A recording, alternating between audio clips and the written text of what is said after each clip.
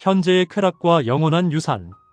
오늘 우리가 함께 나눌 이야기는 두 형제에 관한 이야기입니다. 이것은 인류 역사 속에서 가장 극명한 선택의 대조를 보여주는 이야기입니다. 이삭에게는 쌍둥이 아들들이 있었습니다. 야곱과 에서입니다. 그들은 같은 어머니의 자궁에서 태어났지만 전혀 다른 길을 걸었어요. 에서는 자아 만족을 사랑하는 아이였습니다. 그의 모든 관심을 현세에 집중시켰어요. 제어받기를 싫어했고 사냥하는 거친 자유를 즐겨 일찍부터 사냥꾼의 생활을 선택했습니다. 그는 그의 아버지의 총애를 받았어요. 조용하고 평화를 사랑하는 목자인 아버지는 이 마다들의 대담성과 활기에 끌렸거든요. 에서는 두려움 없이 사냐를 넘고 아버지를 위하여 사냥한 고기를 가지고 집으로 돌아왔습니다. 그의 모험적 생활에 흥미진진한 보고는 아버지의 귀를 즐겁게 했어요. 반면 야곱은 어땠을까요? 야곱은 사려 깊고 부지런했습니다. 집안일을 돌보며 항상 현재보다 미래를 더 많이 생각했어요. 양떼를 돌보고 밭가는 일에 종사하며 집안에 있는 것을 만족스럽게 여겼습니다. 그의 꾸준한 참을성과 검약과 선견지명은 그의 어머니에게 높이 평가되었어요. 야곱의 애정은 깊고 강했으며 그의 온순하고 끈질긴 친절은 에서의 소란스럽고 우발적인 친절보다 어머니를 훨씬 더 행복스럽게 했습니다. 하지만 여기서 중요한 것이 있어요. 두 형제 모두 장자의 명분에 대해 알고 있었습니다. 장자의 명분이란 무엇일까요? 그것은 단순히 아버지의 재산을 더 많이 받는 것이 아니었어요. 그것은 세속적 재산의 상속뿐만 아니라 영적 탁월성도 포함하고 있었습니다. 장자의 명분을 받는 사람은 가정에서 제사장이 되고 그의 후손의 가게에서 세상의 구주가 나실 것이었어요. 이것은 엄청난 영광이었습니다. 동시에 엄청난 책임도 따랐습니다. 그 축복을 상속받을 자는 하나님께 봉사하는 일에 자신의 생애를 바쳐야 했습니다. 아브라함처럼 그는 하나님의 요구에 순종해야 했어요. 결혼이나 가족관계나 공공생활에 있어서 그는 하나님의 뜻을 물어봐야 했습니다. 이삭은 그의 아들들에게 이 특권들과 조건들을 알렸습니다. 그리고 장자인 에서가 장자의 명분을 받을 자격이 있는 사람이라는 것을 명백하게 말했어요.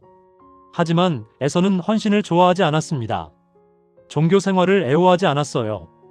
영적 장자의 명분에 동반된 요구들이 그에게는 반갑지 않은 일일 뿐 아니라 오히려 달갑지 않은 구속이었습니다.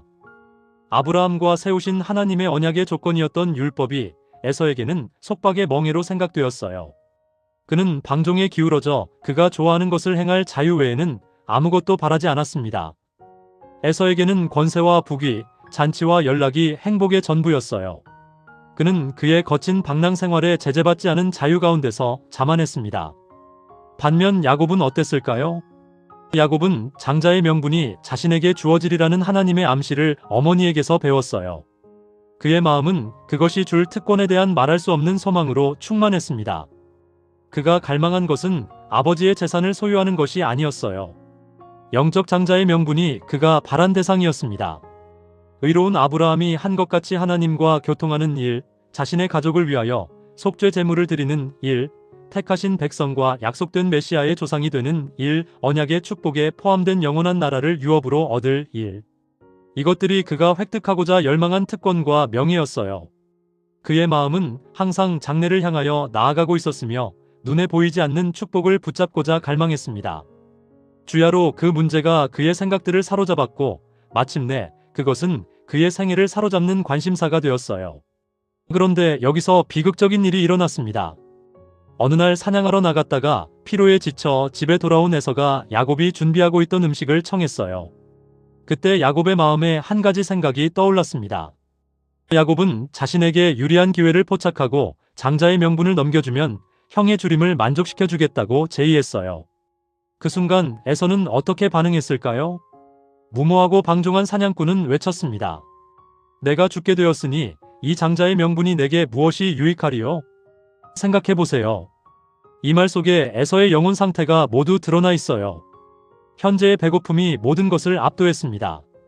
영원한 축복도 미래도 책임도 모두 사라졌어요.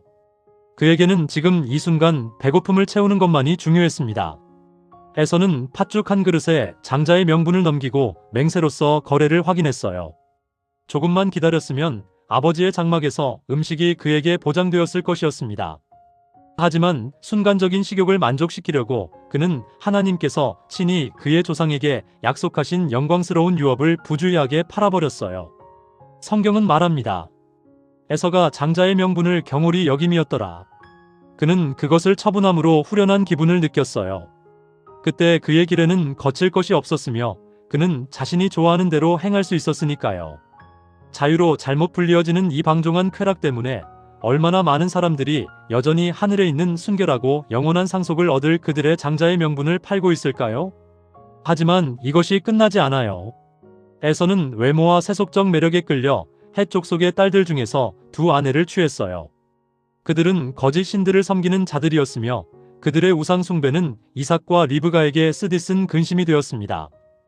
에서는 언약의 조건 중에 하나를 깨뜨렸어요. 선민과 이방인 사이의 통혼을 금지하는 조건 말입니다. 그런데도 아직도 이삭의 결심은 흔들리지 않았어요. 리브가의 이론도, 야곱의 축복에 대한 열망도, 에서의 의무에 대한 무관심도 아버지의 목적을 변경시키는데 아무런 영향을 미치지 못했습니다. 세월이 흘러 마침내 나이 많고 눈이 어두워 죽을 날이 얼마 남지 않음을 예측한 이삭은 그의 장자에게 축복을 내리는 일을 더 이상 지체하지 않을 결심이었어요. 하지만 리브가와 야곱의 반대를 알고 그는 이 엄숙한 의식을 비밀리에 거행하고자 결심했습니다. 그는 에서에게 명령했어요. 들에 가서 나를 위하여 사냥하여 나의 즐기는 별미를 만들어 나로 죽기 전에 내 마음껏 내게 축복하게 하라. 그러자 리브가는 이삭의 목적을 알아차렸어요. 그 여자는 그것은 하나님께서 당신의 뜻으로 나타내신 바와는 반대되는 일이라고 확신했습니다. 그리고 리브가는 술책을 쓰기로 결심했어요. 야곱을 자신의 손으로 축복받게 하기 위해 기만의 길로 나선 것입니다. 야곱은 어머니가 제의한 계획에 선뜻 동의하지 않았습니다. 아버지를 속인다는 생각이 그를 크게 당혹시켰어요. 그는 그와 같은 죄가 축복은 고사하고 저주를 가져오리라고 생각했습니다. 하지만 그의 망설임도 언제까지나 계속될 수 없었어요. 결국 그는 어머니의 제안을 수행하려고 나섰고 탐하던 축복을 기만적인 방법으로 얻었습니다.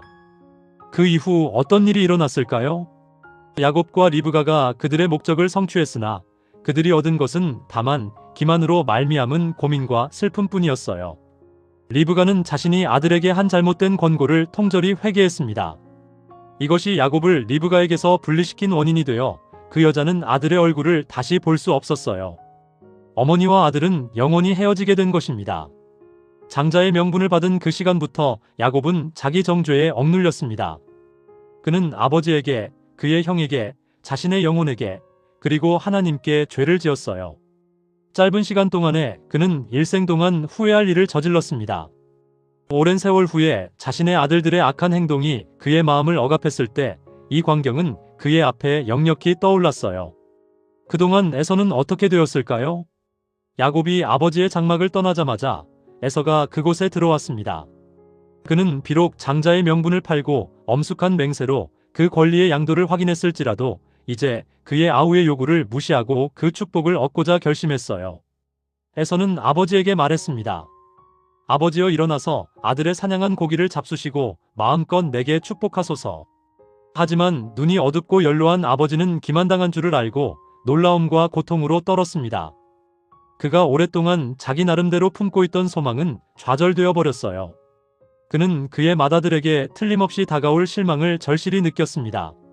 하지만 그때 이삭의 마음에 깨달음이 찾아왔어요. 천사가 리브가에게 한 말을 기억했습니다. 그리고 지금 야곱이 범죄했음에도 불구하고 그는 야곱이 하나님의 목적을 성취하기에 가장 적합한 사람임을 보았습니다. 축복의 말이 그의 입술에 머물러 있는 동안에 그는 영감의 성령이 그에게 임하심을 느꼈어요. 이제 모든 사정을 안 그는 무의식 중에 야곱에게 선언된 축복을 승인했습니다. 그를 위하여 축복하였은즉 그가 정령 복을 받을 것이니라. 에서의 반응은 어땠을까요? 에서는 축복이 그의 손이 닿는 곳에 있는 동안에는 그것을 가볍게 여겼으나 그에게서 영원히 떠나간 지금에는 그것을 가지고자 했어요. 그의 충동적이고 감정적인 강한 성질이 발동했으며 그의 비탄과 분노는 무서웠습니다. 그는 매우 비통한 소리로 부르짖었습니다. 내 아버지여, 내게 축복하소서. 내게도 그리하소서.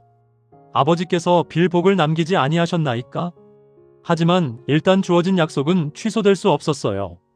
한 그릇 식물을 위하여 에서는 그의 유업을 팔았습니다. 제어되지 않은 식욕의 순간적인 만족을 위하여 말입니다. 하지만 그가 자신의 어리석음을 발견했을 때는 그 축복을 회복하기에 너무 늦었어요. 성경이 말하는 대로 저가 눈물을 흘리며 구화돼 버린 바가 되어 회개할 기회를 얻지 못하였느니라. 에서도 회개함으로 하나님의 은총을 구할 특권에서 제외된 것은 아니었으나 장자의 명분을 회복할 방법을 발견할 수는 없었어요. 그의 슬픔은 죄를 인정함으로 솟아난 것이 아니었습니다. 그는 하나님과 화목하기를 갈망하지도 않았어요. 그는 죄의 결과 때문에 슬퍼했지만 죄 그 자체를 슬퍼하지는 않았습니다. 하나님의 축복과 요구에 무관심했으므로 에서는 성경에서 망령된 자라고 불립니다. 여기서 우리가 배워야 할 교훈이 무엇일까요? 에서는 그리스도께서 그를 위하여 사신 구원을 경히 여기고 없어질 세상의 사물을 위하여 하늘에 들어갈 그의 상속권을 희생하는 자들을 대표합니다. 많은 무리들이 장래에 대한 아무런 생각이나 관심도 없이 현세를 위하여 살고 있어요. 에서와 같이 그들은 외칩니다. 내일 죽을 터이니 먹고 마시자. 그들은 기호의 지배를 받으며 극기를 실천하기는 고사하고 가장 귀중한 사료마저 내버려요. 부패된 식욕에 만족이나 극기하고 하나님을 두려워하는 사람에게만 허락된 하늘의 축복 중에 어느 한 가지를 버려야 한다면 식욕의 요구가 우세합니다. 하나님과 하늘은 사실상 멸시를 당하는 것이에요. 그리스도인이라고 공언하는 사람들 중에도 건강에 해롭고 영혼의 감수성을 마비시키는 기호에 기울어진 사람들이 얼마나 많은가요? 육체와 정신상의 모든 더러움을 스스로 정결하게 하고 하나님을 경외함으로 거룩함을 이루라는 의무가 제시될 때 그들은 그것을 언짢게 여깁니다. 그들은 하늘을 얻기 위하여서는 이 유해한 만족을 더 유지할 수 없음을 알고 영생으로 가는 길은 매우 좁으므로 저들이 그리로 이상 더 행할 수 없다는 결론을 내립니다. 많은 군중들은 유격적 방종 때문에 그들의 장자의 명분을 팔고 있어요. 동시에 품성을 나약하게 하고 저하시키는 방종, 즉 다만 일시적인 쾌락을 위하여 건강을 희생시키고 지적 능력을 감소시키며 하늘을 잃어버립니다. 에서가 자신의 경솔한 거래의 어리석음을 깨달았을 때는 그의 손실을 회복하기에 너무 늦었던 것처럼 이기적 만족 때문에 하늘의 상속권을 팔아버리는 사람들도 하나님의 날에 그러할 것입니다. 우리는 지금 선택해야 해요.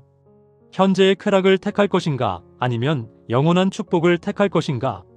한 그릇의 음식을 택할 것인가, 아니면 영원한 유산을 택할 것인가? 우리의 선택이 우리의 미래를 결정합니다. 그리고 그 선택은 되돌릴 수 없을지도 모릅니다. 지혜로운 선택을 하시기를 바랍니다.